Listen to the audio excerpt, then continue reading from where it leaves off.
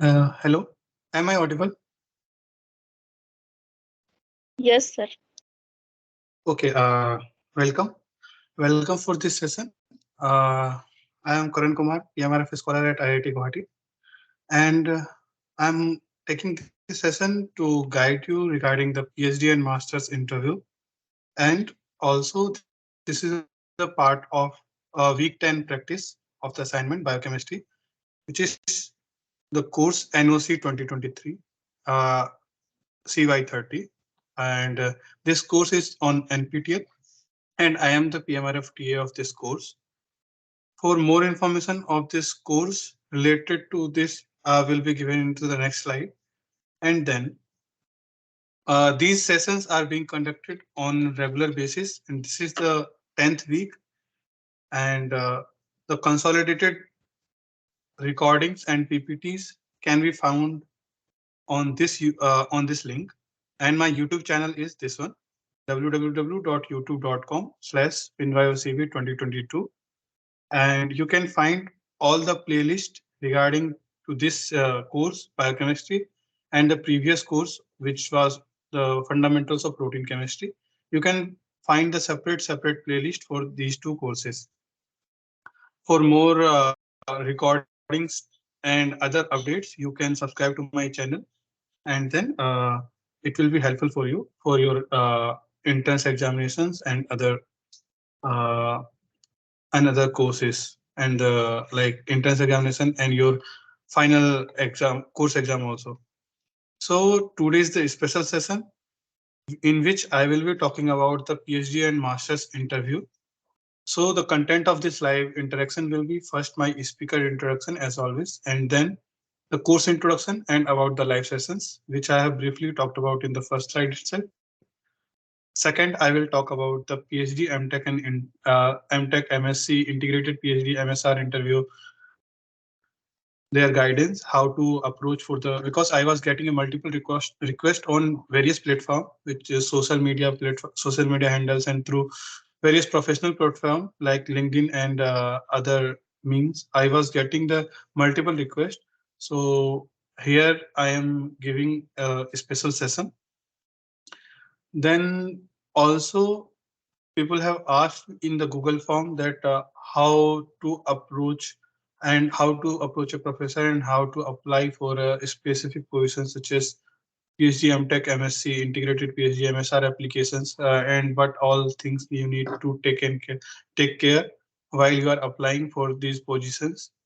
Then I will go ahead with the revision of week 10 topics of this course, which is biochemistry, and important questions from this topic for with respect to the GATE Excel 2023 and CSR Net. Now, I am Karan Kumar, Senior PMRF Fellow at IIT Guwahati. This is my email ID. You can email me anytime whenever you have any doubts related to the course content or anything related to your career guidance. If you need, you can email that to me on karan18@iitg.ac.in. The website, this is my personal website, which you can browse if you want to know more about my ongoing projects and openings of internship and any other things related to that. I have completed my BTech in biotechnology from NIT Calicut, and these are my professional handles: LinkedIn, ResearchGate, is Google Scholar. This recording will be uploaded on YouTube, and this PPT will be provided in the NPTEL sheet that I was showing in the first slide. So this course is regarding biochemistry, and it is being taken by the Professor Swagata Dasgupta ma'am. She hails from IIT Kharagpur, and this is the course registration link which is now closed, but you can watch all the recordings and everything on the YouTube also. So these sessions are weekly doubt clearing sessions, and these are the part of annual PMRF deliverable. Recording session will be uploaded on the YouTube, and this is to impart the career guidance come scientific thinking. This is being this was started from February 3rd on, and then it is being carried forward on every Friday. Then PPT and resource materials will be made available. Uh, in the Google Drive and YouTube. Now, coming to the main theme, the first theme of this session, as I was getting the request regarding how to prepare for PhD and master's interview, because now most of the exams such as GATE, then other exams like December batch of CSIR net, the results have been declared and the position like PhD position have also been opened. Many of you have might have applied for the PhD position or master's position, which also include masters include MTech, then MSc in your specialized course, MTech, MSc, then MSR. MSR is nothing but the Master of Science by Research. These are normally floated in some of the institute, not all, such as some of the IITs and ISC. And then ISAs also you have this MSR, ISAs, then NICERS. So these institutions which are science based, which are following fundamental research and science based research, they usually float this course MSR, and this is for 3 years. For some of the institute this is for 3 years. So for some of the institute this is being treated as no, a regular master's course in which you have to complete 2 years, 1 year of complete dissertation and 1 year of coursework. And some few institutes it is 1.5 years of like 3 semesters of coursework and 3 semesters of your project. So similarly, if you have qualified GATE, CSR net, or any mostly GATE examination or IIT JAM, then you are eligible for this course MSR. And those who have completed their bachelor's, then they can apply for this MSR program in various institutions, premier institutions. Then, like if you are going for the MSc, if you are going for premier institutes such as IISc and top IITs, then for master's program also they will take interview, and there will be a separate exam, written exam in the institute, while that will be cleared in your call letter if you have applied, and then if you receive a call letter, then all the procedure will be mentioned. It will be mentioned in that call letter, and that will include either a written test. This will be nothing but a kind of aptitude test and your fundamental questions, aptitude test, and questions from fundamental courses.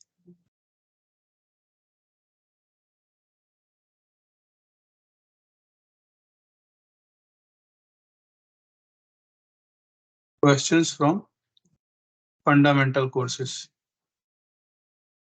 If you are going for PhD interview, like if you are targeting PhD admission in top in premier institutes such as IISc and top 7 IITs, or then also they will also conduct they will also ask you to write this written test, and which will be the primary screening, because they will accept the application from based on the different institute. Their uh, score cutoff, gate score cutoff is different.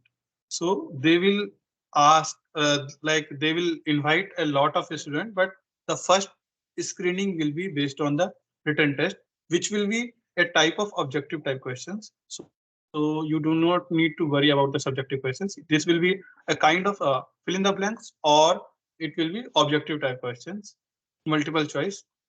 And then if you clear this written test, then those students who cleared this written test, after that they will be having either one round of interview or 2 round of interview. The first round of interview will be basically related to your fundamental courses, or they will check your fundamentals, fundamental and aptitude, logical thinking ability.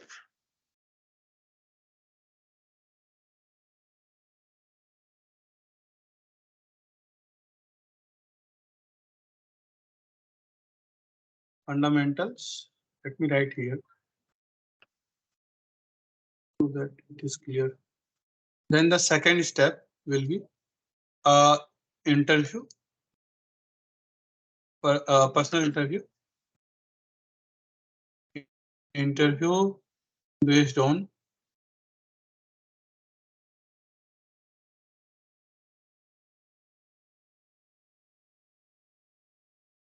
fundamental subjects to check your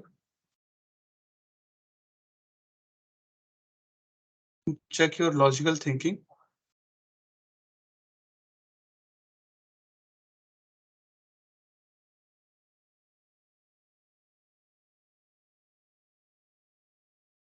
Logical thinking and like logical thinking, or basically these they ask the questions related to very fundamental subjects such as microbiology. If you are going for the life science interview or biotechnology interview, then they will ask related to the microbiology, cell biology, then biochemistry. So these courses are the very fundamental courses which are there in all disciplines, whether you are from the life science background, whether you are from zoology, or you have completed your BSc in your zoology or your botany, anywhere. So biochemistry will be there. So they will ask the questions from biochemistry, molecular biology. Then they will ask the question from very microbiology. So these all they will ask in your first round of interview. If you those who clear the first round of interview, then they will be again subjected to the second round of interview. And this is specific to the PhD entrance. I'm not talking about the masters. Masters maybe only one round of interview, like in some of the IITs, only one round of interview will be there. Or if you are going for MTech, just MTech, then your only they might take, some of the IITs might take based on your gate score only, they will offer you a master's position. But if you are going for a MSR position in reputed institutes such as ISC Bangalore, IIT Bombay, or like IISER Pune, so there they will ask you to appear in interview round also. So based on the call letter that you are getting after you are shortlisted for interview, then you must read that letter carefully and understand what all the requirements are there. So in the second round interview, that will be in more depth. Second round of interview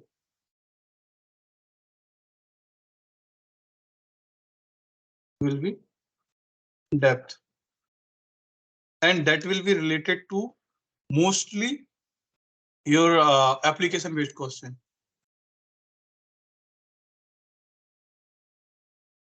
Application based question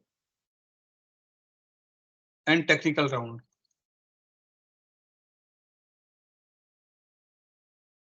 So in technical round, what will they will ask in what kind of questions are asked, that I will tell you in like upcoming questions. But this is the general outline for PhD entrance interview in premier institutions that I have appeared during my like preparation phase. So I noticed these kind of thing, and also from referring from the different websites, also I get to know these informations. So so how to prepare for these interviews? So you need to think in a very uh, clear way.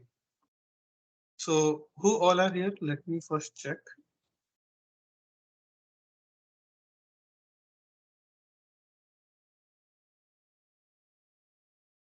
Okay, Swati is here, Mansi is here. Okay, we will wait for some more students to get, but we will proceed. Okay, so now again, as I was mentioning that what kind of how to prepare for masters. So first thing you need to focus on in the for the first round. For the first round, you need to clear your all fundamental courses related to microbiology,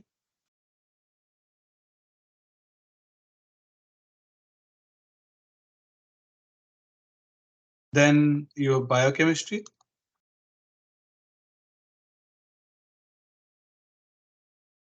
If you have cleared the GATE examination with a clear cutoff, then you you don't have to stress much about these courses because the question itself are technical in GATE, but you must revise these things before going. Microbiology, biochemistry, then cell biology, and few instrumentation technique.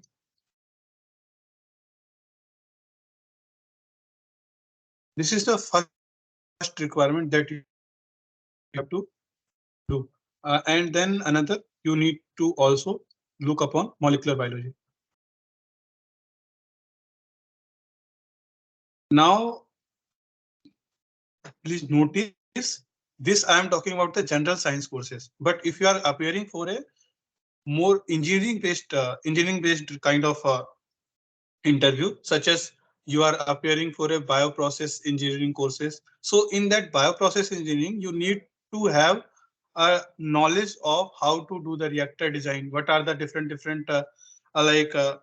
the course, like bioreactor design course, you might have studied related to what are different fermentation systems.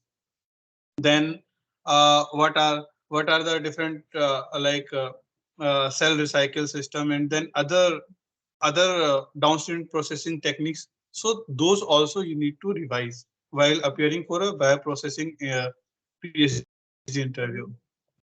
So the first thing, you clear your fundamental courses, which will be necessary to clear first round of interview. Okay, and in your first round of interview, they might ask the questions related to what projects you have done.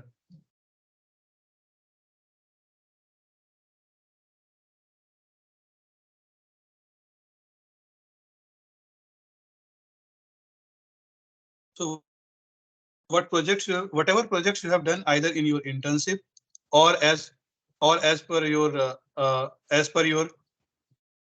like as per your dissertation, BSc dissertation or MSc dissertation, or wherever, if you have applied for a kind of a factory job, any kind of project that you have been allotted, and you are mentioning that in your application form, then you must be thorough about the techniques that have been used in that particular projects, because they might ask the question from that particular topic.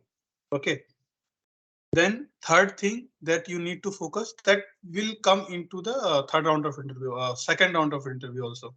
So in your second round of interview, what you need to focus in your second round of interview, you they might now they will ask, once they are assured that your fundamentals are clear and you have a sound knowledge of basic biochemistry, basic molecular biology, because in whichever stream you go, the basic biochemistry will also be there, will always be there, such as molar solution preparation, then different concentration, how to define the concentration, how to calculate, how to calculate the molarity of the solution, then what are the different thermodynamic parameters, and then what are the different nucleotides.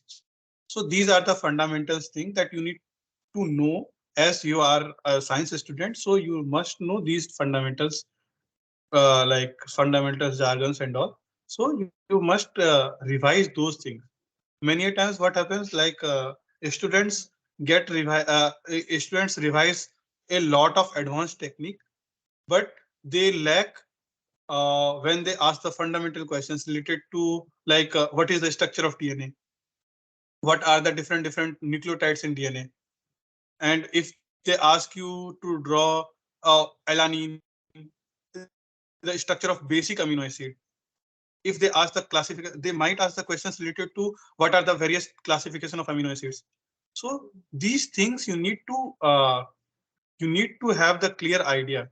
You must not forget because only after, if you know these all things, only after that you will be able to answer the technical, only if you are clear about these all things, then only you will be able to do a good research. If your fundamentals are not clear, then the building cannot be created over it if the fundamentals is weak. So that is what they need. They, in the first round, they will ask the very basic questions related to the fundamentals. And fundamentals is very fundamental types of question. Okay, so you must know those all things. And also, if in your CV you have mentioned that you have in your experimental biology, in your practicals, you have studied the molecular biology techniques such as HDS phase, agarose gel electrophoresis, then plasmid isolation. If you have mentioned that you have learned this technique, then you must go and revise these also, because in the fundamental round they might ask the questions, very fundamental question related to what is the role of the various chemicals used in the isolation process, DNA isolation, plasmid DNA isolation process. What is the role of agarose? What is the properties of agarose? If we change the composition of SDS in the SDS phase reaction, what will happen? Will What is the charge on protein? What is the charge on, what is the role of if you are putting a protein in a particular solution of a particular pH, then what will the charge on the protein? What will be its activity? So these kind of questions are very fundamental questions that you need to have clarity. Okay, and these kind of question will be asked in the fundamental round, in which they might ask the logical thinking based question.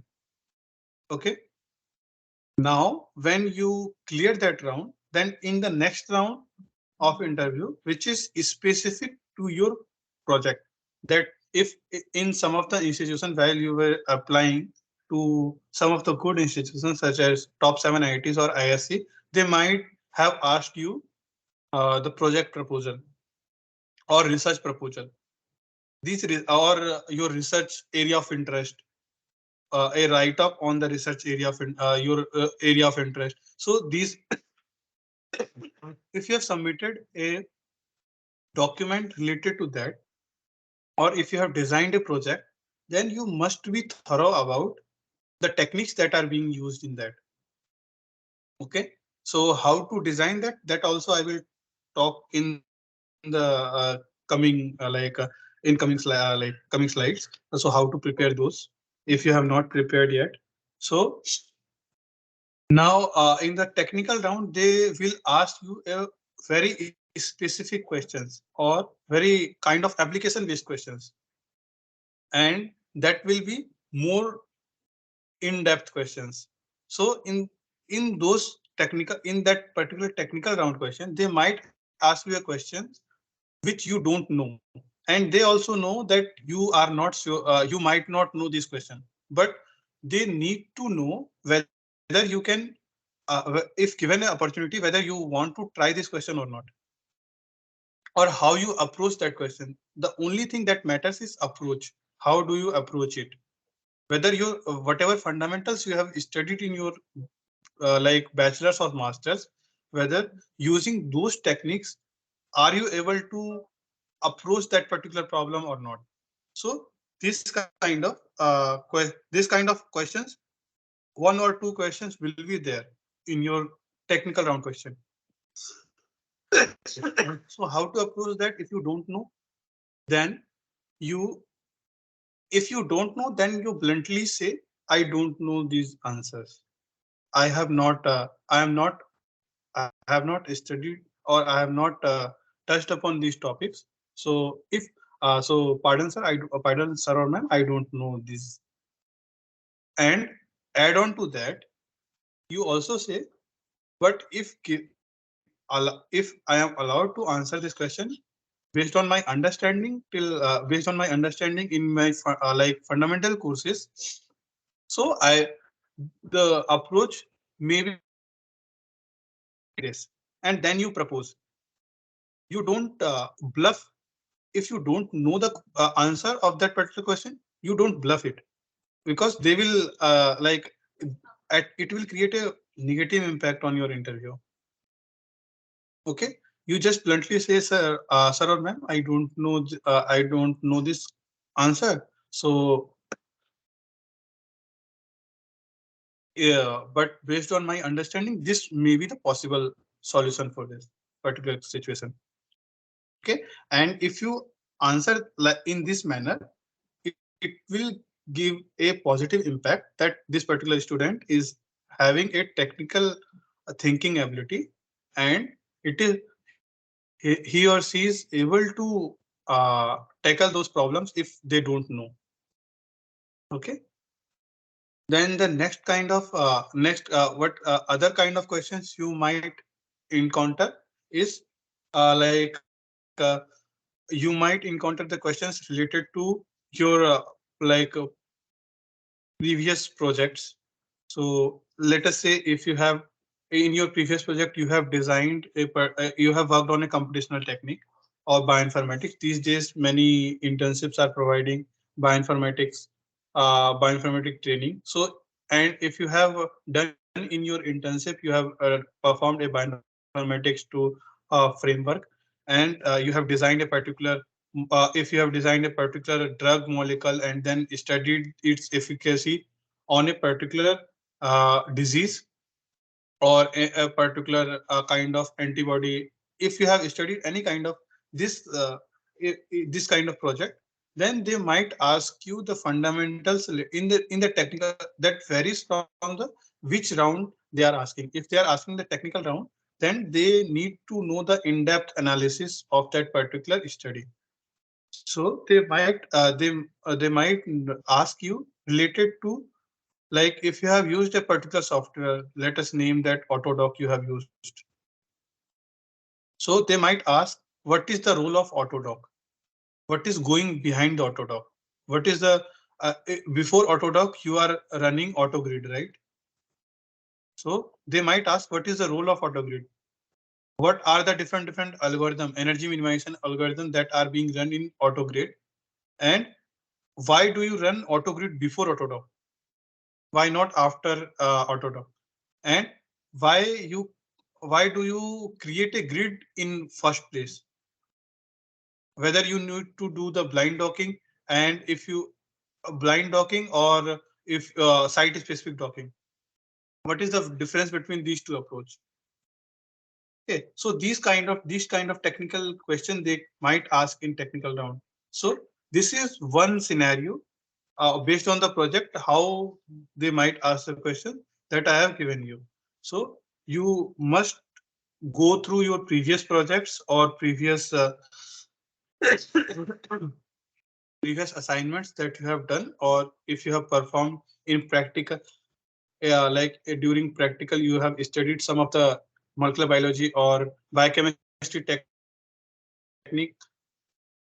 So you go revise that and get a clear idea of it. Okay, so these kind of questions might be asked in your like PhD or master's interview if they have. Okay, written test. Don't worry about the much about written test because these are very easy. But do remember there will be a negative marking. There might be a negative marking. So only attempt those questions which you know accurately. Otherwise, don't attempt the question. And before attempting the test, you must read the instruction that is given. In some of the questions might be negative marking, and in some of the questions there might not be a negative marking. Okay, so you need to read the instructions carefully, and there will be no sample questions available on any institutional websites.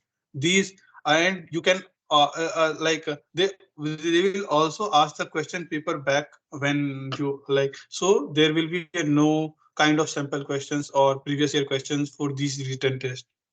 Okay, so and don't worry about this. This will be very easy. If you have cleared the gate and net, then the like level of those questions will be below that only. but they will be more kind of technical and logical thinking based questions. Okay, so now like third question is also I have addressed, like the approach, how to approach the technical questions that you don't know. Now what is the interview pattern? Interview pattern, I have told you. The first thing, written test, then first round of interview, which is based on your logical and fundamental subjects, and third step is based on your application based questions and more in-depth technical round. Okay, so this is your pattern at various premier institutes. In some of the institutions, there might not be any written test. There will be only one round of interview. So in that case, you just revise all the things, whatever you have prepared. You prepare for the worst, and if good questions are coming, then you are good to go. So uh, now the next questions that I am getting very frequently is how to apply for PMRF and other schemes. So there are other schemes such as PMRF also, such as SPMF. SPMF is Sama Prasad Mukherjee Fellowship, and after PMRF, this is the highest paying fellowship in India. So this SPMF, how you can get it? For this, you need to be in the top ranker of the CSIR net. I guess from top 10, they choose from top 10 or top 20, that I'm not pretty sure. But you go and check the SPMF portal, which is Syama Prasad Mukherjee Fellowship.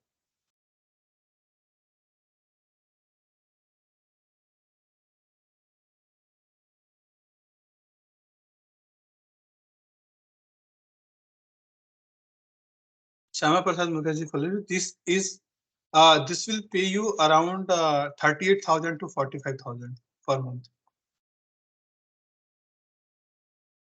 However, in regular intensive, in regular fellowship, if you join through institute, Kate, or any other means such as ICMR or CSR net, then your for 2 years, like first year and second year,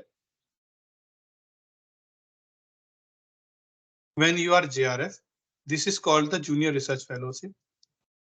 Then you will get a 31,000 of fellowship per month, 31,000 per month, and from your third year to fifth year, you will get 35,000 per month.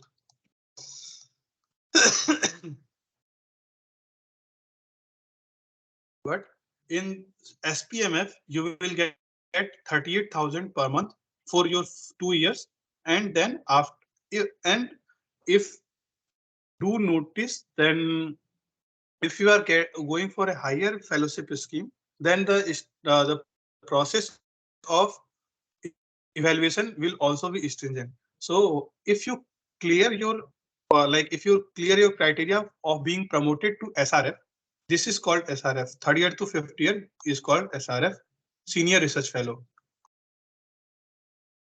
So SRF in SPMF scheme will get 45,000. However, SRF in normal scheme, regular PhD scholars will get 35,000. Okay, and JRF in SPMF scheme will get 38,000. And however, in regular GATE or institutional fellowship, you will get 31,000 per month as JRF. Okay.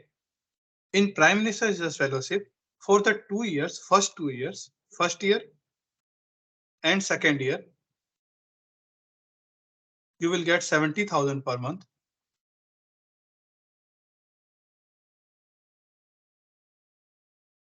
$70,000 monthly.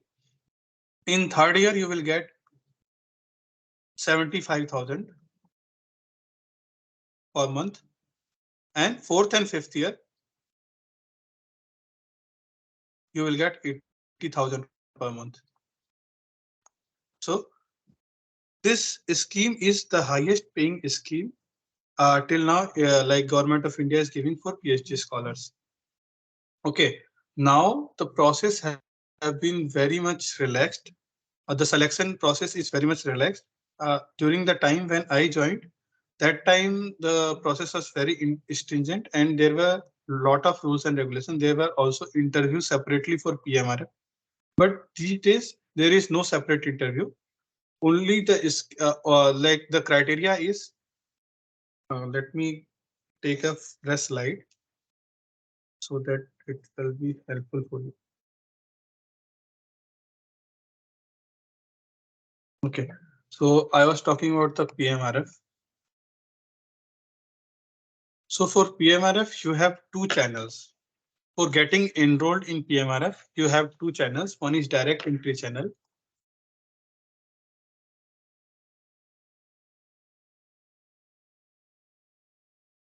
Another is lateral entry channel.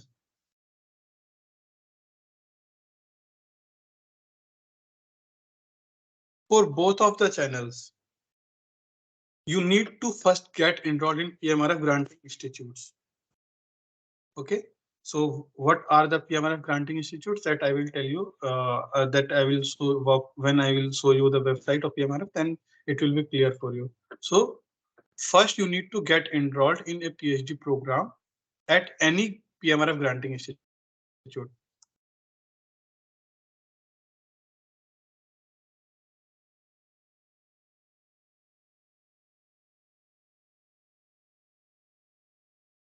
And once you are enrolled at any PMRF granting institute for PhD program,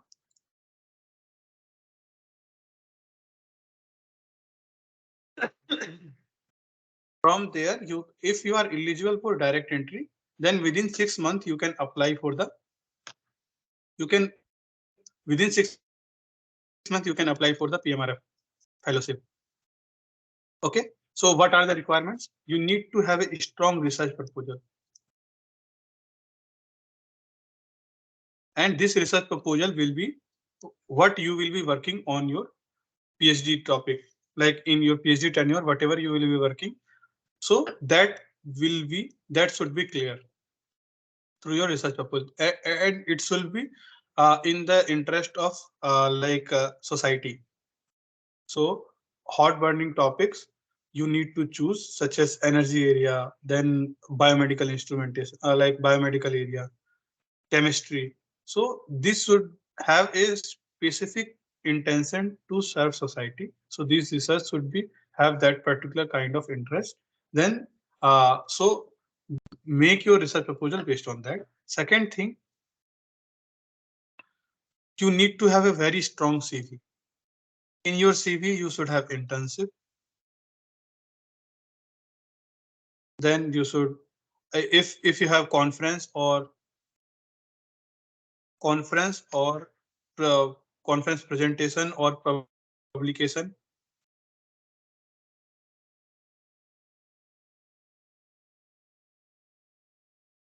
then you should have either you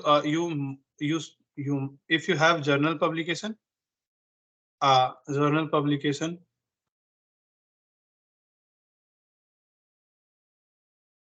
or if during your bachelor's or master's, if you have applied for a grant or grant for travel grant or something like that, or if you have written a research proposal that was selected for such an award and all, so you need to mention each and every detail in your CV. Okay. And the CV should be very consolidated. It should not go beyond 2 pages. You need to make your CV very consolidated, up to 2 pages, not more than 2 pages. Okay. Now, third thing, strong academic background.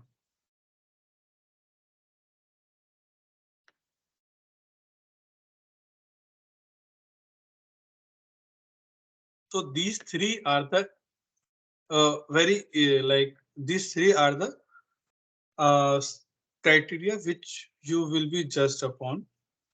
And if you are if your profile has a strong weightage, then you will be awarded with this scheme.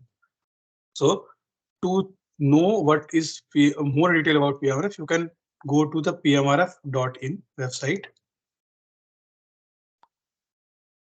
Let me show you that website.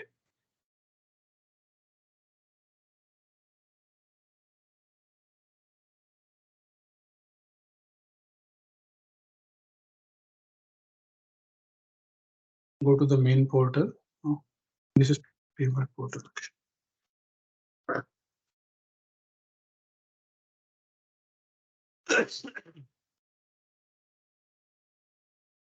Yeah, this is the PMRF portal, and these are the PMRF granting institutions. So you need to get registered in any of these institutes. First, the first step is you need to get registered for your PhD program in any of these research institutes. And then if you are eligible through these two channels, there are two channels, direct entry channel and lateral entry channel. If you are eligible in any of these two channels, then you can apply from there. So what are the different criteria? It is for direct entry channel. This channel is candidate must satisfy all the following criteria. The first criteria is the applicant should have satisfied one of the following criteria in preceding 3 years from the date of submission. Completed or pursuing final year of undergraduate, 5 years integrated MTech or 2 year MSc or 5 year undergraduate postgraduate dual degree programs in science and engineering from ISC, IIT, NITs, ISS, IC or centrally funded triple ITs. These candidates should have secured CGPA of at least 8 on 10 points scale. So if you are from these institutions, if you have done your bachelor's or integrated master's or integrated bachelor's and master's integrated, or you have completed your integrated BTech MTech program from any of these institutions, centrally funded IIT, triple ITs, then you don't have to produce gate. There is no gate score criteria for these. But the thing is, you need to have at least 8 CGPA on 10-point scale. Okay, and that should be in your, if there is a separate CGPA in UG and PG, then both should be more than 8. Okay. Now the next thing, if you are not from these institutes, then also don't worry. Then you, if you have completed pursuing final these and these courses or 5 year undergraduate progress in this from any other institution that are recognized in India, not covered in 1A, means if your institutes from where you are pursuing it is not covered in this particular institute, then you need to appear for gate and your minimum gate score is 650 in respective gate subject, or your UGC or CSIR JRF rank should be 100 or less than that. Okay, if you are avoiding this criteria, and including that you should have a minimum CGPA of 8 or equivalent, either 8 or equivalent percentage. If your university is following percentage system, then you convert your 8 CGPA to percentage based on the conversion system in your institute, and then see whether you are falling under this particular criteria. If not, then if you are qualified gate and you have completed MTech or MS by research from one of the PMRF granting institute. Okay, that means if your bachelor's and if your bachelor's is not from this particular, if you these particular institutes, ISC or the institute that have been listed here, and also you don't have the gate score of 650, then you must have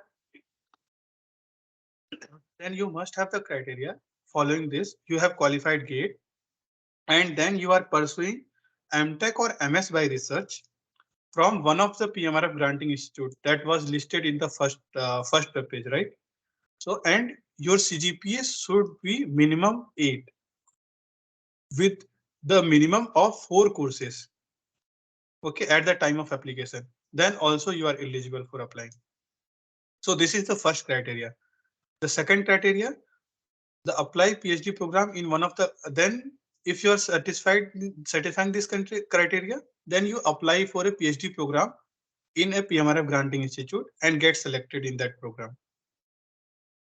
Now, the PMRF Granting Institute, where you are admitted for the PhD program, makes a strong recommendation and uploads a relevant document on the PMRF web portal. So this portal will open in two cycle, in May cycle and December cycle.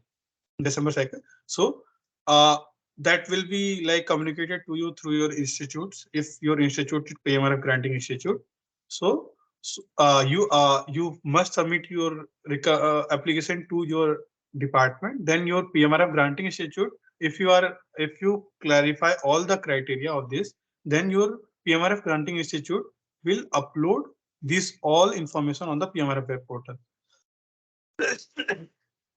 Students can get. Now if you are enrolled in that, then your PMRF will be awarded only in that particular institute. Let us say you are enrolled in JNU.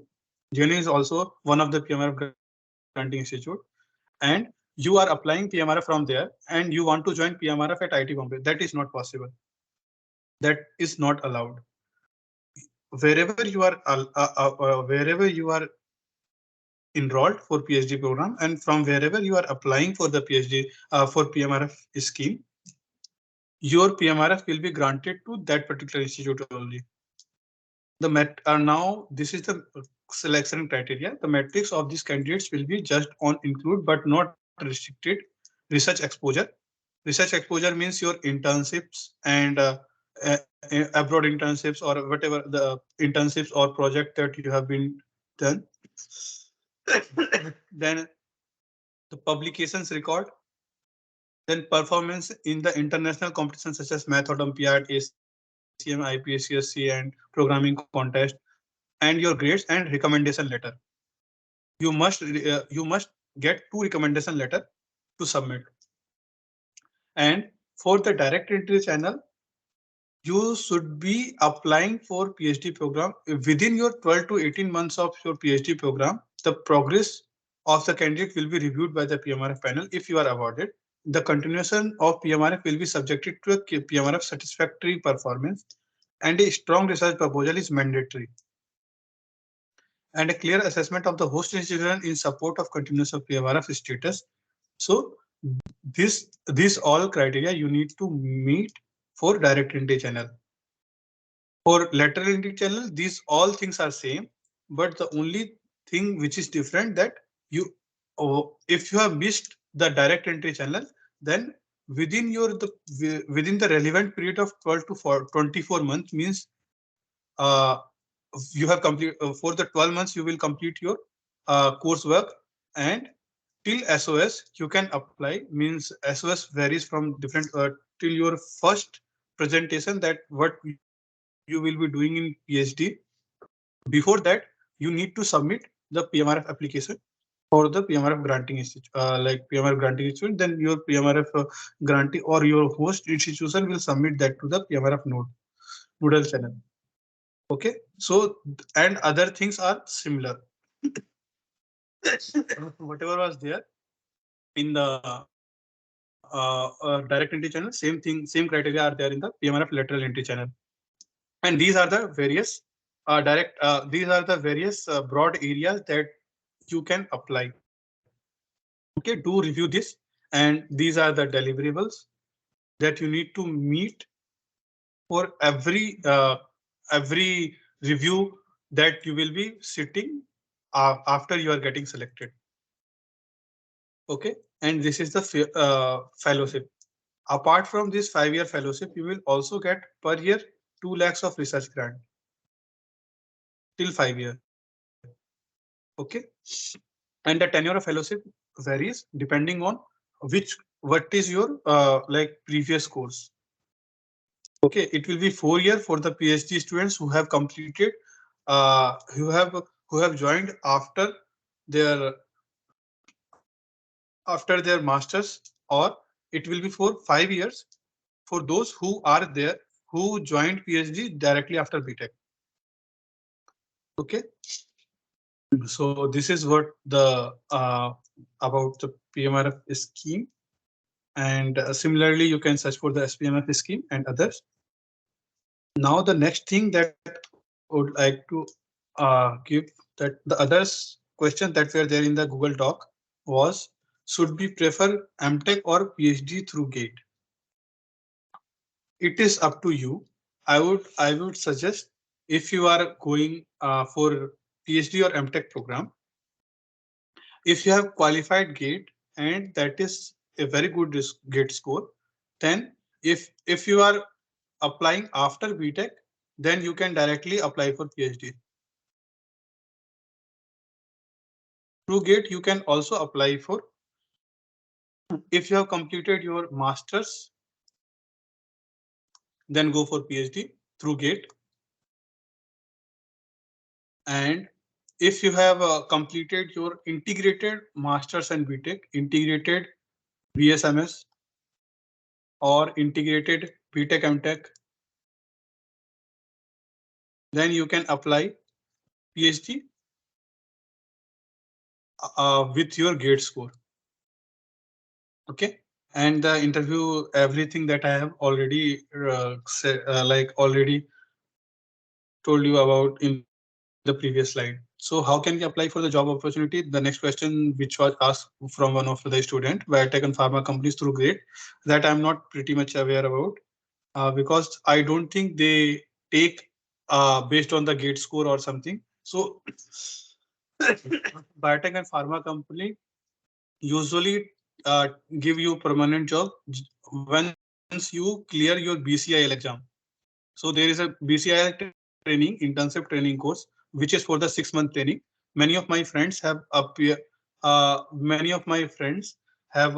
for this intensive program, and after that they got the permanent job in some very good like biotech and pharma companies, such as like PathLab and other good pharma institutions, which are pharma companies which are there in the India. So after GATE you cannot apply, but once you complete your 6-month BCIL training program, then based on that, the interview will be conducted on the various pharma company, and then if you are selected, then they will offer you a job position. So what is the fees at PhD in various institute? So that varies from various that varies from institute to institute, but it is for PhD per semester. If you are applying for IISc or IITs, so it will be from 36,000 to 36,000 per month per semester to 55,000. But if you are going for a central universities, so the PhD like fees for PhD registration is much lesser than the IITs and other institutes and per semester wise. So a GATE score for admission into the course, will it be fully funded or partially funded? It will be fully funded if you have valid GATE score, and if your institute is institute, if your selection criteria, if your if your selection in the PhD, that your host institute for PhD, if that is based on your GATE score and institute fellowship, then that will be fully funded, not partially funded. And fully funded, that means for 2 years you will get 31,000 per month, and for third year, fifth year, and third year, fourth year, and fifth year, you will get 35,000 per month, 31,000 for JRF and 35,000 for SRF. Does clearing GATE aid to any internship in research laboratory? Yes, it does add for the internship, and these with fellowship it is there. Then it is termed as the JRF position. JRF is not only related to your like PhD, but in some of the project, like if you have cleared the GATE or any of your not only GATE, if you have cleared CSR net, ICMR, or any government entrance examination, then some of the institute open the project position. So in that project position, they will have two slabs, JRF and SRF. So if you are applying for JRF, the based on the institute, they might give you the stipend up to 31,000 per month in that period. But this JRF does not entitle you for a PhD degree. This is only for the project work. Okay, so GATE does add for the internship. In these internships are nothing but the project position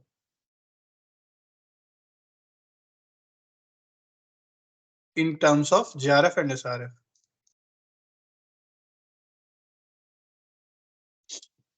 And one important, one interesting thing about this is, apart from JRF, you will also get HRA. Apart from this stipend, 31,000 per month, you will also get HRA, and this HRA, which is HRA, will vary from different cities to cities based on the city slab, whether your city is in the category A, category B, or category C. Based on that, your HRA slab will vary. So you must see your offer letter when they are when a particular institute or lab is offering you a JRF position to you. Can I get the information regarding courses in abroad offering MS and PhD? So there are various like institutions which give you this MS plus PhD, but mostly these are like separate PhD and separate MS. But you need to look upon through that. And I have created a WhatsApp group regarding to that. If for announcement of the different position and advertisement. So whoever is interested, they can join the they can join that particular WhatsApp group for getting more don't for not missing any opportunity related to this PhD position opening in abroad or in India. So how to describe previous research experience in short? So in previous research, how to describe that? You how you can go about this? You first describe why you particularly joined that particular project. Okay, what was the motivation behind it? The first thing, motivation, motivation of joining that particular project. In short, then then you describe what kind of project you did.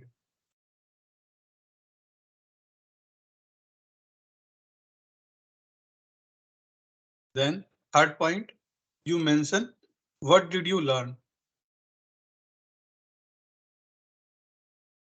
What did you learn in sense of what all skills or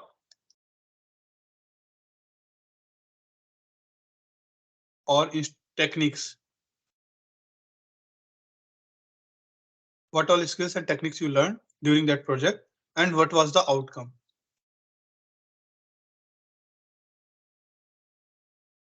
What was the significant outcome?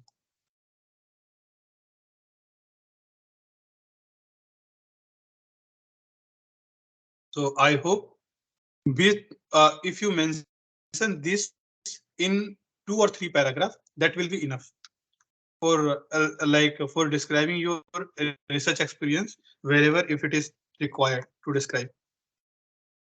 Now the next thing, how to apply for PhD program abroad. So for application guidelines, you need how to apply PhD program abroad. You go through the various advertisement. I have created a WhatsApp group for that, and I had shared that link on my LinkedIn channel also. You go to my LinkedIn channel, and also if you were my previous intern, and if you have filled that particular PhD guidance group Google form, so I have emailed all of them related to that particular group, and there I give you all the details related to the PhD position openings and other opportunities or internship opportunities, but whatever is whatever opportunities available for JRF or SRF or anything related to the research position, that me and other students also used to like circulate those information.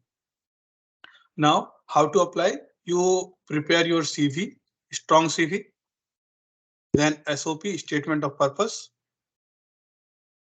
then motivation, research motivation,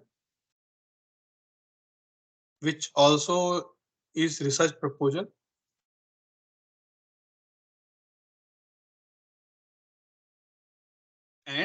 After that, you email that you everything to your wherever the position is open. You apply using this. You email that particular professor, and you also write a cover letter. So these four things you need to prepare before you are applying for PhD abroad, PhD or masters, anything. So what are all entrance exams are there? So there is IELTS, IELTS, then TOEFL, GRE, and these entrance will be enough. And rest all whatever will work is your these all criteria. You need to also apply for some of the PhD positions are fully funded, some of the positions are not funded. So for that you need to have a fellowship from some of the reputed some of the reputed government institutions such as like CSIR. CSIR also give you a kind of fellowship to appear for a PhD program in abroad. CSIR, then DST, then there is Raman Charpak, then Khorana is there, Marie Curie is there. So there are many more like fellowship schemes to fund your PhD.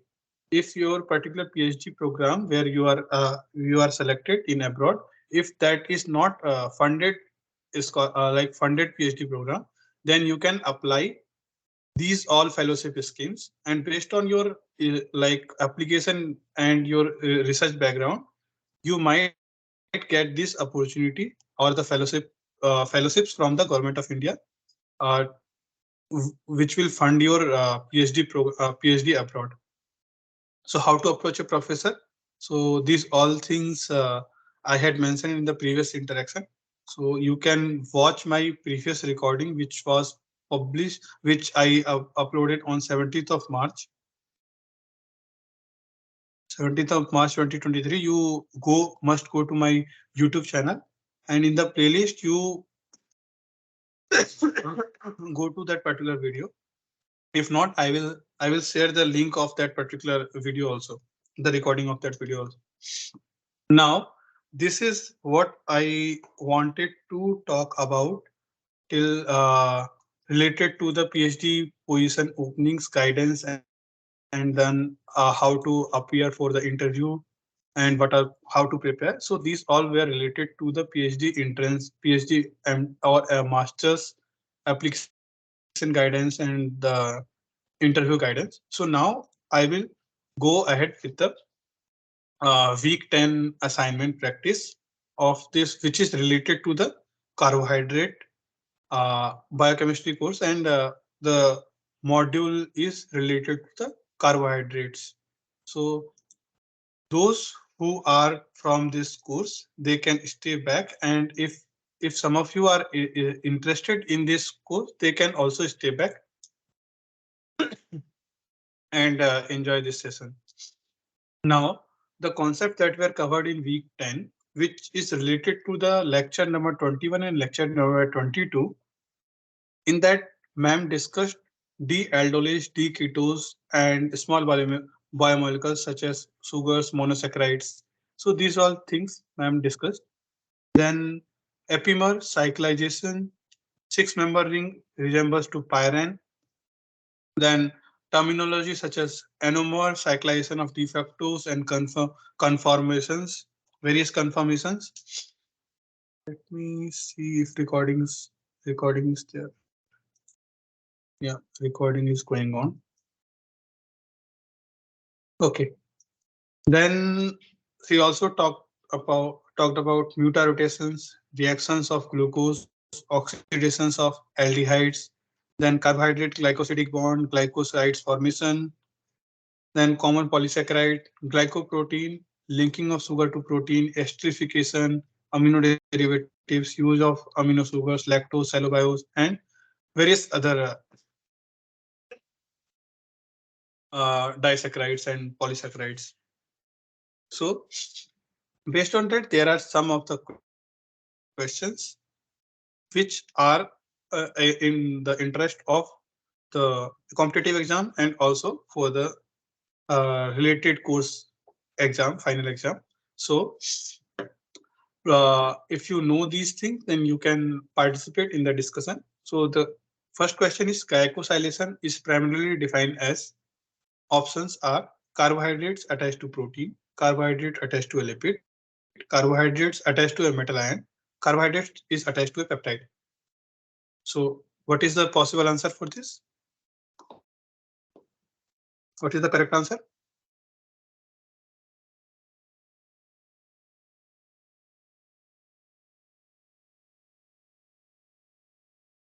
What is glycosylation? You can unmute yourself and then answer.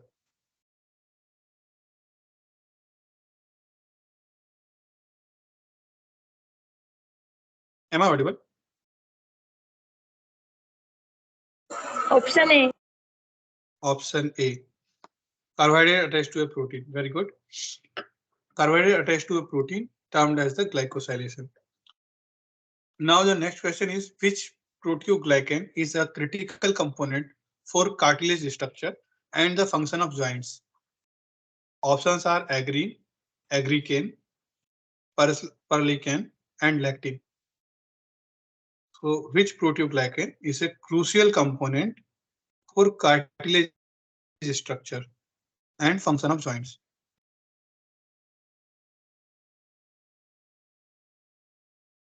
Any guess? I guess B. Mm-hmm. Yes.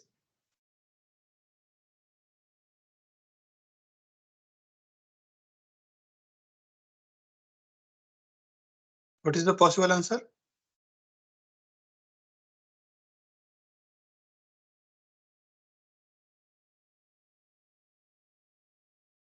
B. Option B. Option B. Option B. Very good. Agricane. Agricane is a proteoglycan which is very critical, which has a very critical role in the cartilage structure and function of joints. Now the next question: which type of lectins are essential for cell-cell adhesion, and why type lectins essential for development of maintenance and nervous system, and Z type of lectins are essential for roles in generation of functional lysosome. So what are X, Y, and Z respectively?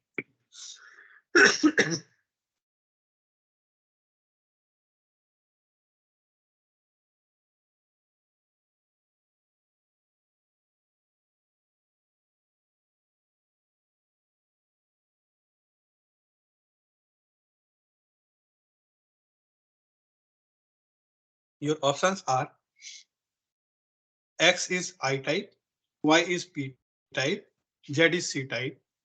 Option B, X is P type, Y is I type, Z is C type. Option C, X is P type, Y is A type, Z is I type. Option D, X is C type, Y is P type, and Z is I type. What is the correct answer?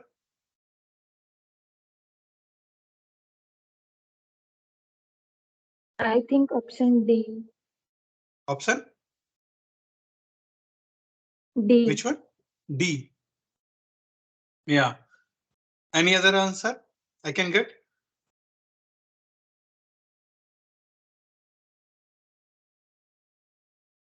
Anyone else?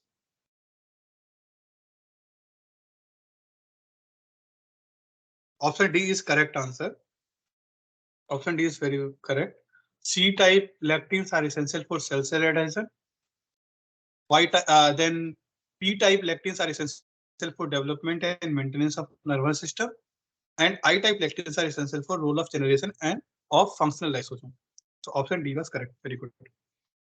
Now the next question is: in an aqueous solution, D-glucose exists as a either alpha D-glucose or beta D-glucose. This occurs because options are aldehydes reacts with alcohol to form hemiacetal. Option B, aldehydes are stereoisomers of alcohol. Option C, glucose contains stereocenter. Option D, glucose exists in a aldopentose form? What is the correct answer? Option A. Option A. Very good. Because aldehyde reacts with alcohol to form hemiacetals. So because of that, D-glucose exists in either in the D-glucose form or beta D-glucose form. Next question is, okay. Next question is the sugar phosphate backbone can interact with protein through which kind of interactions? Options are van der Waals and stacking interaction. Option B, covalent and stacking interaction. Option C, electrostatic and stacking interaction. Option D, van der Waals and covalent interaction.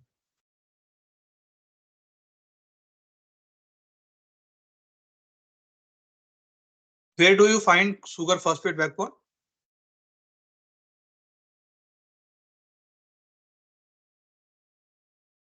From where this term is arising? Sugar phosphate backbone. Where do you find it? In the DNA structure. Very good. Yes, Yes, in the yes. DNA. This is the DNA backbone of DNA. So what is the correct answer?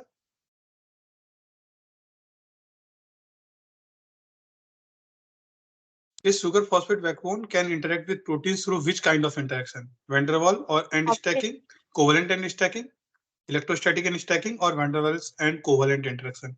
Option? option C, I guess. Option C. Why do you think so? Which one will participate in electrostatic and which one will participate in stacking? The phosphate will participate in electrostatic. Yes. And Yeah.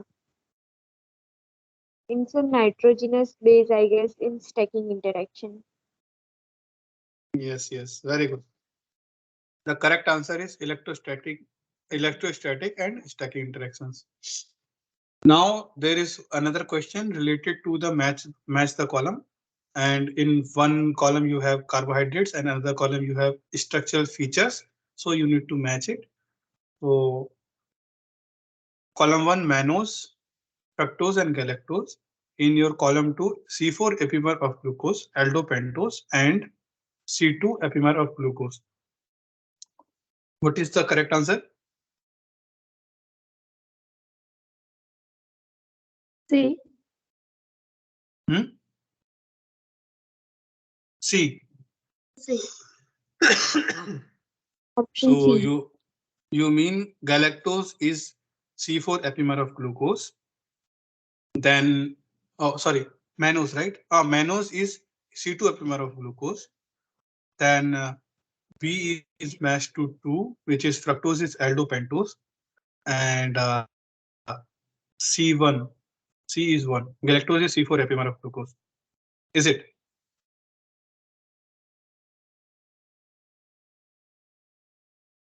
Yes, you are correct.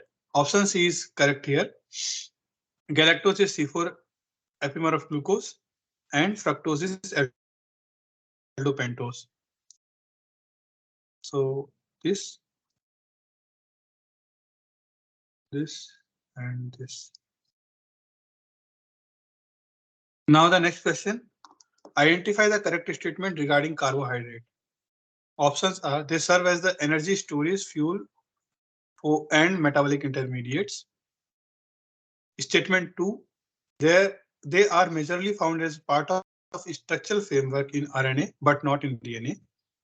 Statement 3, they comprise the structural elements of the cell wall of bacteria. Statement 4, they are found in the exoskeleton of arthropods. Options are 1, 3 and 4 are correct. Option B, all 4 are correct. Option C, second and third statement are correct. Option D, third and fourth statements are correct. Which is correct? What is the correct option here? Option A. Option A. Option A means the carbohydrates serve as the energy storage fuel and metabolic intermediates. They comprise of the structural element of the cell wall of bacteria. and they are found in the exoskeleton of arthropods. Why not statement 2?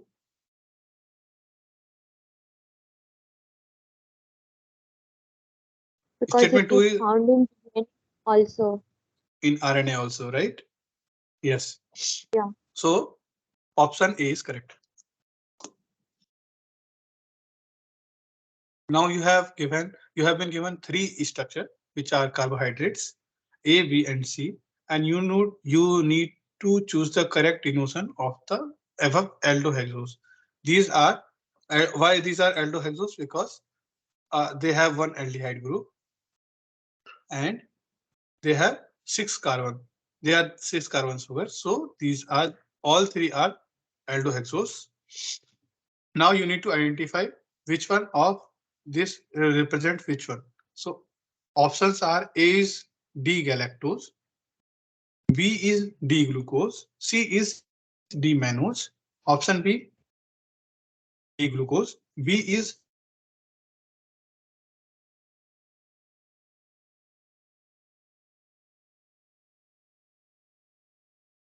Sir, option D. D is D-mannose. And like, can you tell me why this is D conformation, not like not the other one?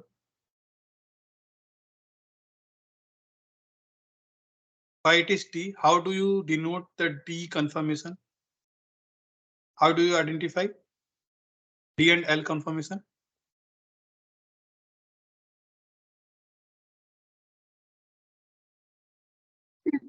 Carbon OH group. Yes, Fifth number carbon OH group is at right hand side, so D confirmation. yes. That is denoted as the last this carbon. This is a chiral carbon, and if we are checking on this chiral carbon and the CHO on the upside, then if this OH is on the right hand side, then this is D conformation. If it is in left hand side, this is L conformation. Okay, so in all three, the OH is on the right hand side. So these are the D conformation. And you said A is D mannose. Why it is mannose?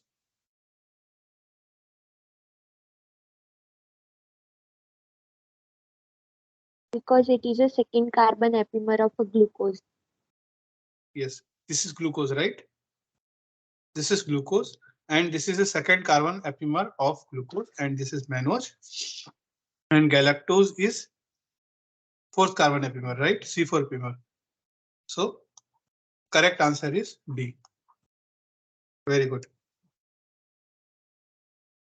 Now, based on this structure only, one more question. The relation between A, B, C are the best denoted. Which of the following statement is correct? Already you have answered this, so just give me answer.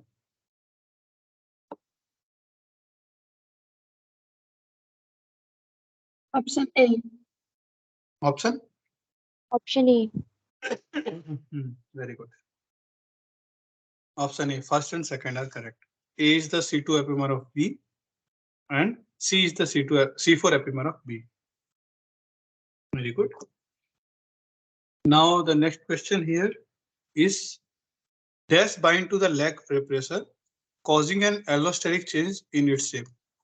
Which one? Lactose, glucose, allolactose, or sucrose?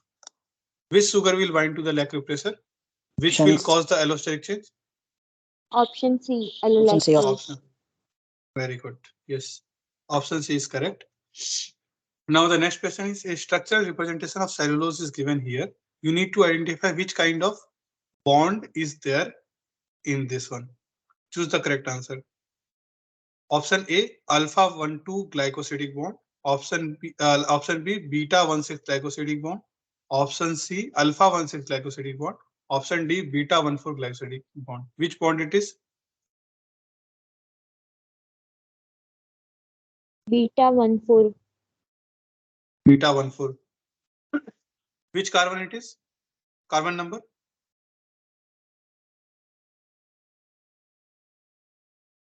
Can you tell me the numbering? Which numbering it will have? This carbon? 6. This is 6. first or sixth? 6. Sixth, yes. This is sixth. Then fifth, fourth, third, second, and first.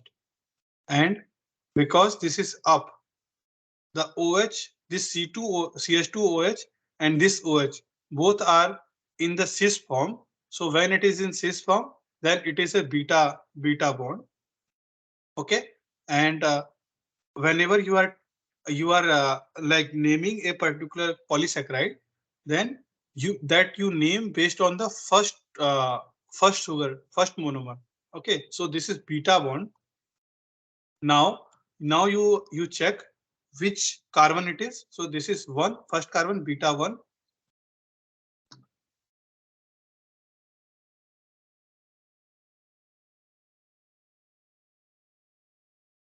Okay, this is beta 1, and this one is sixth, fifth, fourth. Okay, and this is in which form? Is this in beta form or alpha form? In beta form, sir. Yeah, this is also in beta form. But here it is, your OH is down. So this will be beta 1 for glycosidic bond. Option D is correct. Very good. Now the next question is, you have given monosaccharide and characteristic usage. Then you have to identify using the column which one is correct. Correctly match this column. You have D-glyceraldehyde, D-glucose, D-fructose, D-lactose, D-ribose. Any characteristic you have used in RNA, part of milk sugar, sweetest of all sugars, then most important diet and simplest sugar.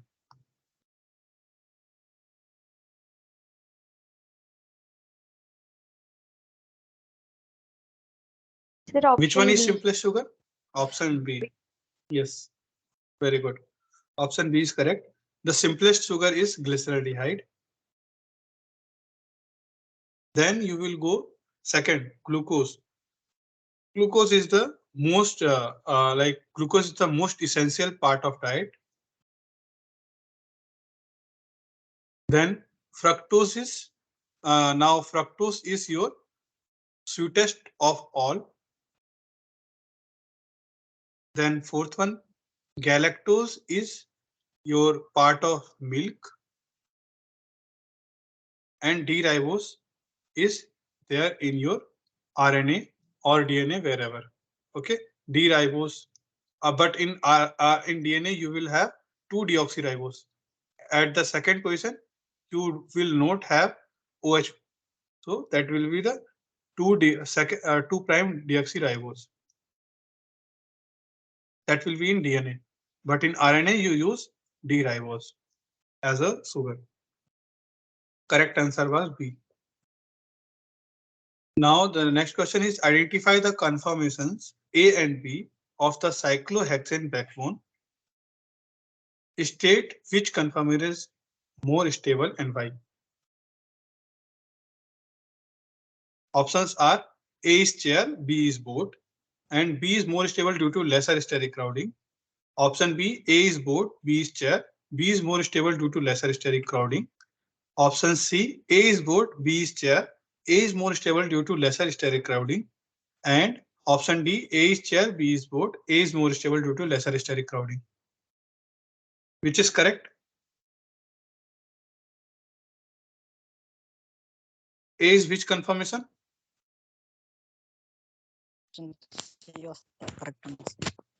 Yes. Which one? Boat. Boat. A is boat conformation. Very good. And B is chair Chair. conformation. And why? Which one is stable? Option C was B conformation. Chair is more stable than the A, right? Chair is more Yes. stable than the boat.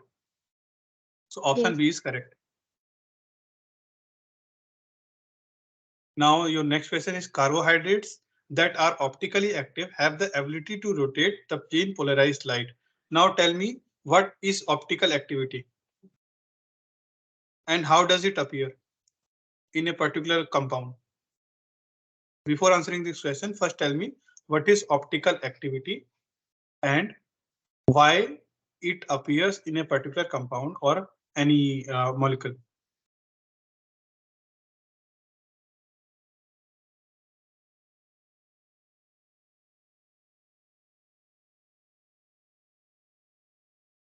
Anyone?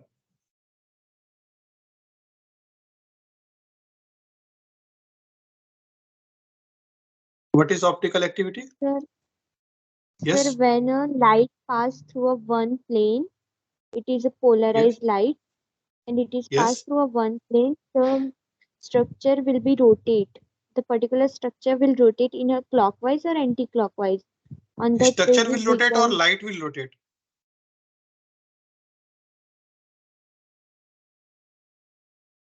sir, I guess Let us. structure. That is what you are saying. Light is passing. Yes, A plane yes, polarized sir. light is passing through a substance, and you are Yes, saying that structure will rotate. Will the structure rotate or light will rotate? yes, sir. Light will rotate. Yeah, light will rotate in different direction, right? Yes. Yes. So based on And the that right, phenomena. Yeah. Hmm. yes. Yes. Yes. Continue. Based on. Based on that rotation of the light, either clockwise or anti-clockwise, we can decide a L structure or R structure. Okay. R is L or R or positive or negative?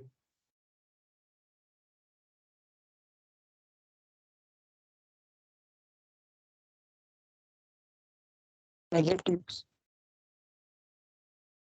Yes, a positive Yes. and negative. Positive and Yes. negative. Yes.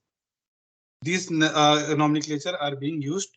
Positive and negative nomenclature are being used in optical activity. So the correct definition of optical activity, as you said, is like optical activity is a phenomena when a plane polarized light is passed through a particular compound or a molecule, whether be it carbohydrate, amino acid, or anything.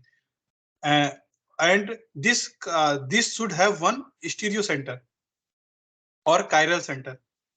That particular compound, if it has chiral center or stereo center, and then if you pass on a plane polarized light through that compound, then that particular light, let us say this is a plane polarized light, and it is plane polarized light means it will be in one direction, and then you are passing through a compound.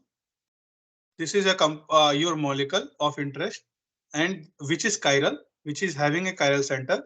And if it is passing through this, then this light will be rotating in either in clockwise direction, means in this direction, or this is anti-clockwise direction, or it will rotate in this direction or clockwise direction. If it is rotating in clockwise direction, then it will be naming as a different scenario, and if it is uh, rotating in anti-clockwise direction, then it will be renamed as a different scenario. So uh, tell me here, in this sense, the question is related to carbohydrates that are optically active. That means it has this carbohydrate has chiral center that is hidden. They have ability to rotate the plane polarized light. Light rotated in the clockwise direction is generally represented by the symbol which one? It will be, yeah, the only thing is given is here positive, right? Positive. So the correct answer here is positive. If you are rotating that in the clockwise direction, then it will be in the positive direction. And if that particular light is being rotated on the anti-clockwise direction, then that will be denoted as negative. Okay. L and R are the similar to DL and conformation. And then L and R normally being appear, these are being used for the glyceraldehyde. L glyceraldehyde and R like that. And alpha and beta are the different conventions. Okay. Now the next question is, the main component of plant cell wall is which one? Cellulose, glycogen, peptidoglycan, and lignin. What is the main Cellulose. component? Cellulose. Very good. And what about lignin? Is lignin not present? Can you tell me the name of any plant residual biomass? Anything? What do you call it? Collectively, what do you call it? You call it lignocellulosic biomass. Collectively, all plant cell uh, debris or anything related to the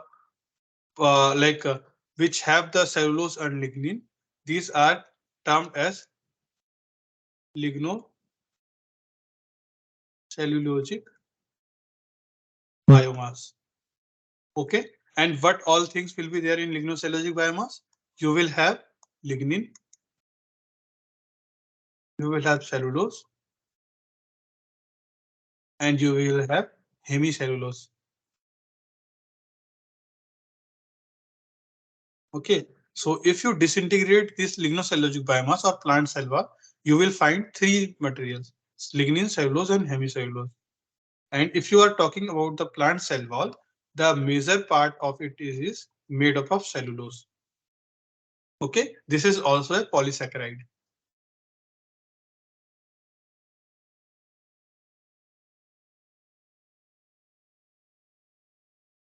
Now the next question is starch and glycogen both are polymers of which one? Fructose, sucrose, alpha D glucose and beta D glucose. What is the correct answer? Starch and glycogen.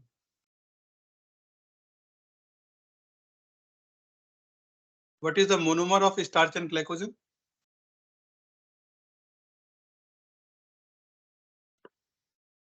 Fructose, sucrose, alpha D glucose and beta D glucose. What is the correct option?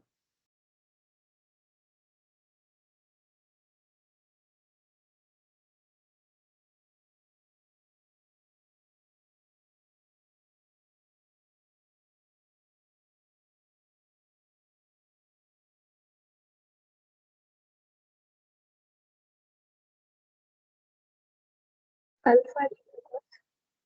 Alpha D glucose. Yes, very good. And can you tell me where do you find starch and where do you find glycogen?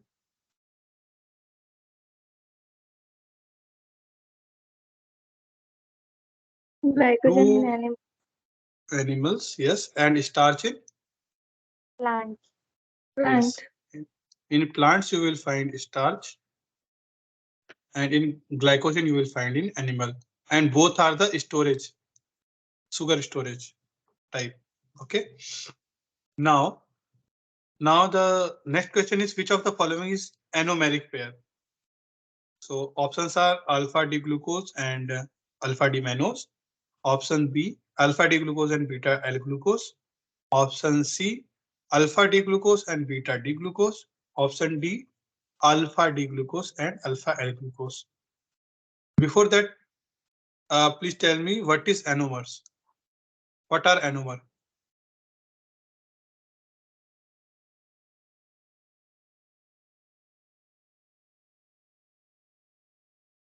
What are anomers?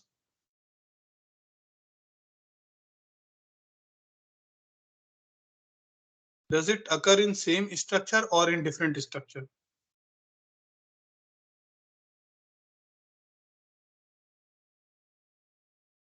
Same structure. Okay, same chemical structure it will happen. And what are called as anomers? They have only cis and trans configuration in their structure. Yes, very good. So what is the correct answer here? Option C, alpha D glucose and beta D glucose. Very good. Now, the next question is identify the product P obtained in this scheme shown. Name the reagent used in obtained P, which can also serve as the test for reducing sugar. Options are P is D-glucopyranose and the reagent is Fehling reagent. P is D-gluconoate and reagent is element degradation. Option C, P is D-glucopyranose and reagent is admin degradation. Option D is P is a D-glucanoate and the reagent is failing reagent.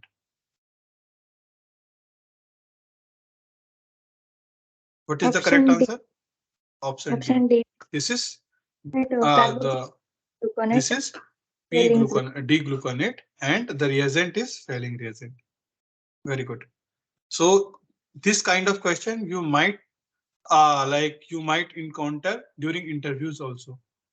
You you can see that they will ask the questions related to how a particular if one glucose structure is getting converted to another monomer, then what is the which kind of phenomenon it will be. And if you want to test a particular reducing sugar, whether it is reducing sugar or not, how you will test it. So that you can tell that you can use the failing reagent in presence of cuprous ion. So based on that, you can tell whether a particular compound is whether a particular carbohydrate is reducing sugar or not.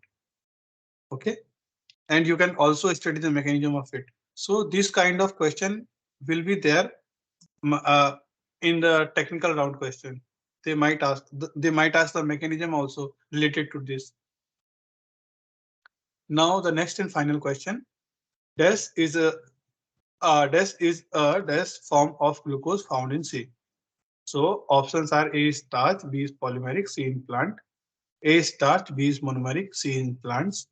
Statement is glycogen, polymeric animals, and 4 glycogen, monomeric, and plants.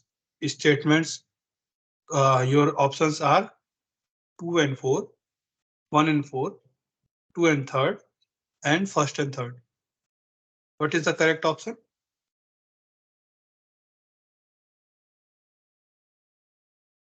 D. First and third. 1st and 3rd. Very good. A is starch is a polymeric form of glucose that is found in plants. Statement 1 is correct. Now, if statement 1 is correct, then statement 2 is wrong. Now you have to identify from these two. Glycogen is a polymeric form of glucose that is found in animals, and which is correct, and this is wrong. So option D is correct here. Now this was the question practice of week 10. If apart from this, if you have any doubt related to the PhD interview or anything related to the in carbohydrate module of this week 10, you might ask. If you have any other question related to this, whatever have been covered till now, you can ask that also. And if you have any suggestions related to the content, you can also tell that. We have 20 minutes left, so that I will dedicate for the discussion session. Sir, I have a doubt about muta-rotation phenomena. Muta-rotation, right? Okay.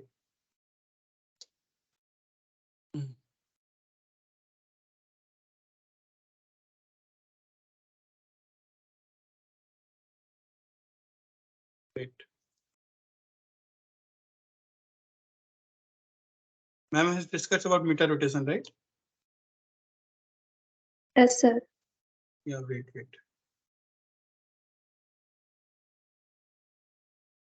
What is the specific doubt related to muta-rotation? Overall phenomena, sir.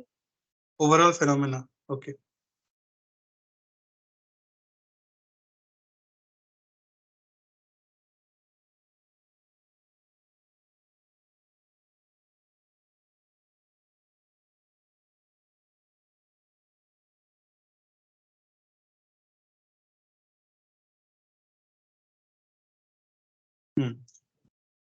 So as per the definition that is there, as per the definition, the muta-rotation is nothing but. So yeah, this is okay. Just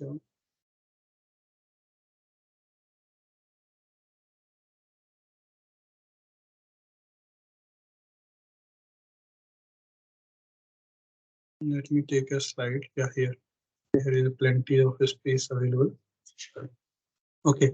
So as per the definition that is there, mutarotation, this is specific to the difference in the rotation of plane polarized light, which we were discussing right now. Okay, means how you identify the anomers and all. So it is the mutarotation. It is the difference between the specific rotation of plane polarized light due to the change in equilibrium between the two anomers of the solution.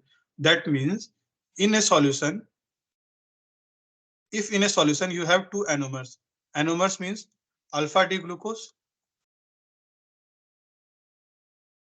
and beta D glucose. Okay, you have in this solution you have both. Okay, you name this as 1, you name this as 2. In this solution, in this beaker, you have both 1 and 2. Now, alpha D acetyl, alpha D glucose will rotate in some different manner to PPL, right? And beta D glucose will rotate in the different manner. Okay. Now, if in the mixture, if you have provided a mixture and then you are passing a light, okay, plane polarized light, then you notice what kind of rotation it is. And if you are changing the fraction, if you are changing the fraction of these two components, alpha D glucose or beta D glucose, this is the example. Okay. So if you are changing the fraction, then what kind of rotation you are observing? Whether it is going into the clockwise direction, whether it is going into the anti-clockwise direction, anti-clockwise or clockwise direction. So what is the difference between the specific rotation of the plane parallel light? That is known as the mutarotation. Okay, and the and another thing that is given here. So any molecule that will show a mutarotation, it should have a hemi-acetyl group or hemi-ketyl group. What is hemi-ketyl and hemi-acetyl group? Hemi-acetyl and hemi-ketyl group are nothing but that is being observed in the fructose and glucose. In glucose, you have hemiacetal group. What is hemiacetal group? What is the structure of glucose? This is the structure of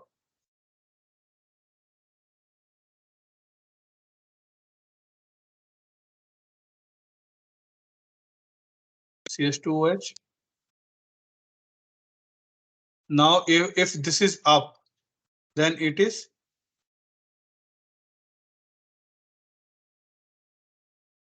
if oh sorry, this will be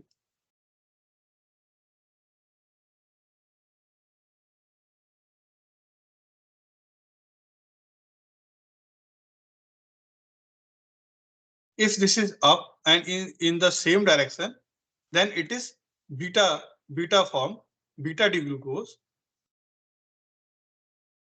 And if it is in the another form, like if it is down, if it is down, then it is alpha form, alpha D glucose form. And what do you notice that this is nothing but the hemiacetal form. If it is linked to a particular compound, if it is linked to, if it is branched and one of this alpha, whether this fourth linkage or one first linkage is there, then it will be hemiacetal. If both the sides are occupied, then it is fully acetal. Okay, so for rotating up the plane polarized light, it should be having a hemiacetal group. Okay, this is in the hemiacetal form. Similarly, if this is the hemiacetal, otherwise, if it has like a fructose structure, in the fructose structure, you will have a like 5 carbon ring and CH2OH above, right?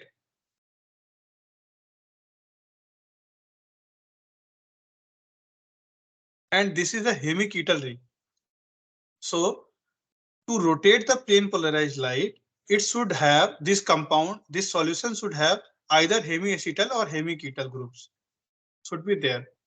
Okay, and because of that particular kind of presence of this particular group, hemiacetal and hemiketal group, they can rotate the plane polarized light in fraction wise. Okay, and if there are two anomers present in that particular solution, the rotation of plane polarized light, the difference between the rotation of plane polarized light will depend on the fraction of these compounds present in that particular solution, and this is what is known as the mutarotation.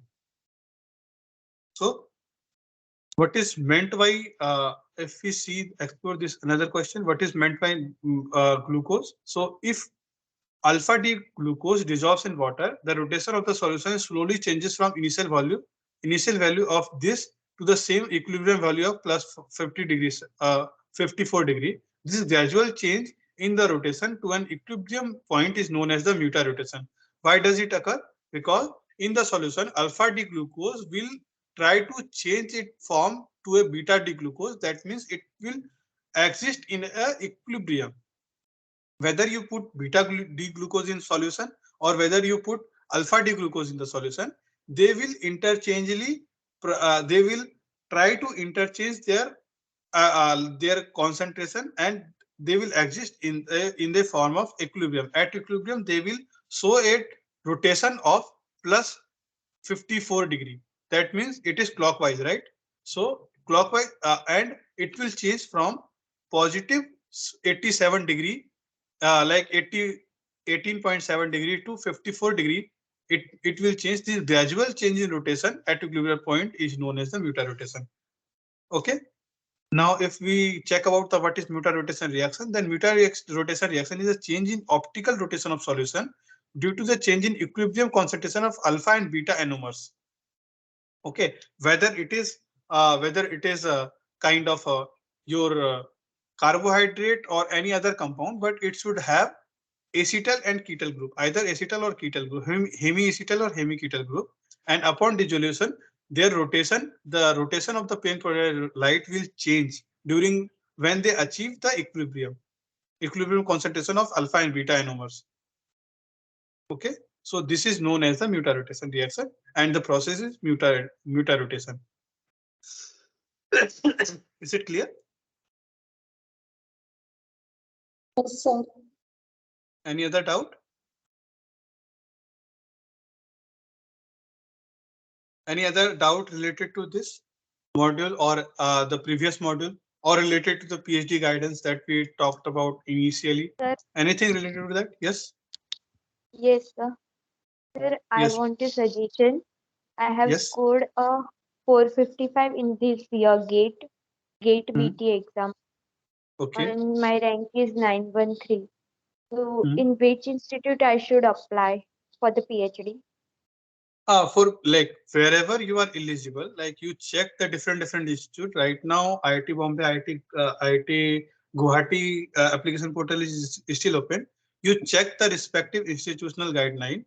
Okay. Uh, Apart from the biotech itself, you can also target some of the like centers also. Like if you check IIT Guwahati website, I will show you one example. You go to the IIT Guwahati website. Okay, and then go to the application portal, admission for MA PhD program. Now there are different so special PhD eligibility criteria, admission notification for PhD, and seat metrics also you check.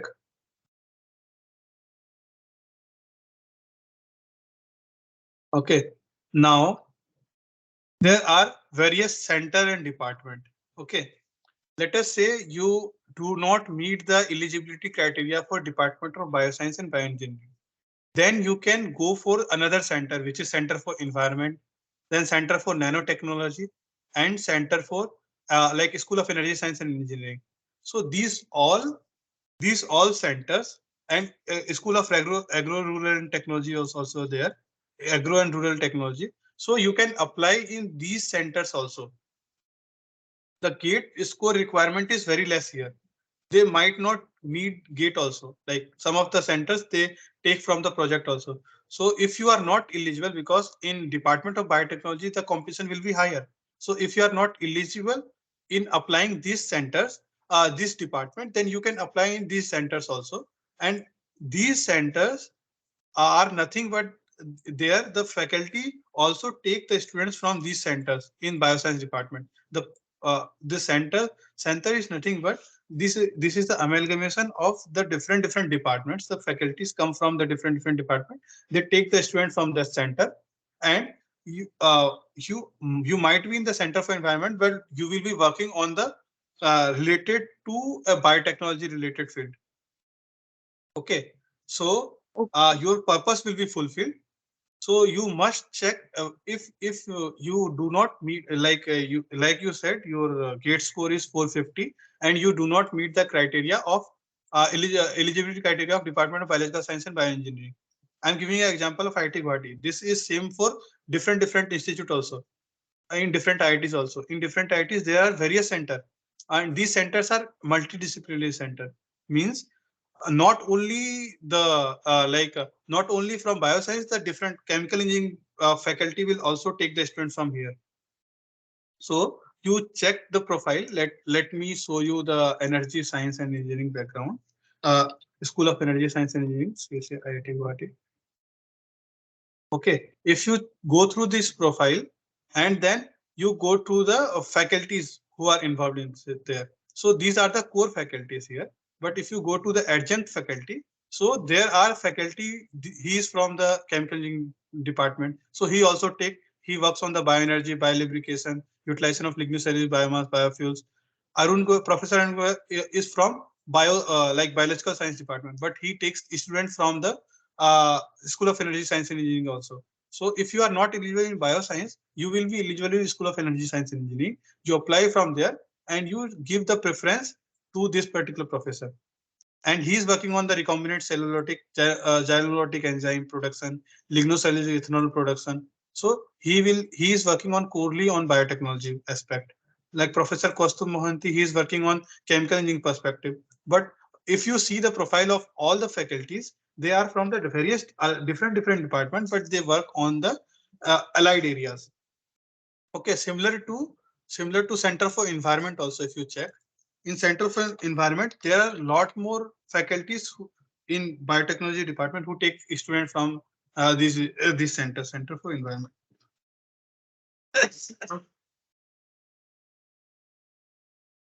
So if you are not eligible in biological science, then you will be eligible in these centers. So the faculty, Dr. Utpal Bora is from biological. He is associate faculty, like professor in bioscience engineering department. Then Professor Saswat Chakravarti is from civil engineering. Then here you will see Professor Venkata Dasu. He also takes student from Center for Environment. He works on bioprocess development, metabolic engineering, microbial proteomics related to bioenergy. He is from biological science department. Then Professor Arun Goel also take from environment. Then then you can also see here Professor Ajay B. Kunnumokara. He works on cancer biology and he also takes from student from biological Center for Environment. Then I agree Ramesh, he is also from biological science. So likewise, you can check the profile, you can apply in the center.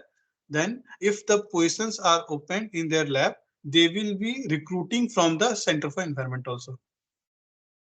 Okay, so you must not ignore these centers. You must, because these are the interdisciplinary centers. They take students from the centers also. Okay. Yes, So sir. similarly, you can check in the different other institutes also. Like IIT Kanpur also have many centers. IIT Kanpur, IIT Bombay, and in centers in multidisciplinary center, the eligibility criteria are relaxed. That is not much stringent as per the department, respective department. Okay, sir. Okay. Yeah. Yeah. Any other doubt? Anyone have?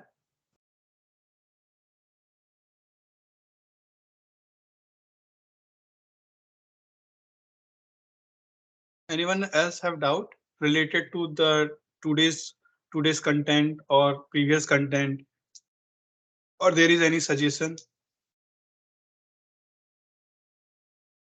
Sir, as you said, I I can check for a center of environment like so in the interview they will ask me a question about environment science, yeah. No, environment science is not a particular respective department, because you don't study environment thing in your like this thing, na? So you need, but wherever, if you are applying for Center for Environment, that means your project will be based on environment project, and environment project related to, like if you are working on bioenergy, you are degrading a certain compounds which is harmful for environment using microbes. So that is related to biological science only, but the application is environment. Similarly, Okay, in agro and rural technology, that is related to the agriculture. So you will be using some microbes or genetic engineering to enhance the production of certain agricultural product. So likewise, the centers and multidisciplinary departments are there, but your interview will be based on like what kind of proposal you are giving. Okay, if you are, if okay, because the student will appear in that from different institute, different departments. From mechanical engineering also, people will come, from electrical engineering will come, from chemical engineering will come. So the panel will be different for all the students. If you are from biological background, so your panel will consist only those faculties who are there in the biological science department, and they will ask the questions related to that only. okay, sir. Okay. Thank you. Yeah. Yeah. Any other doubt?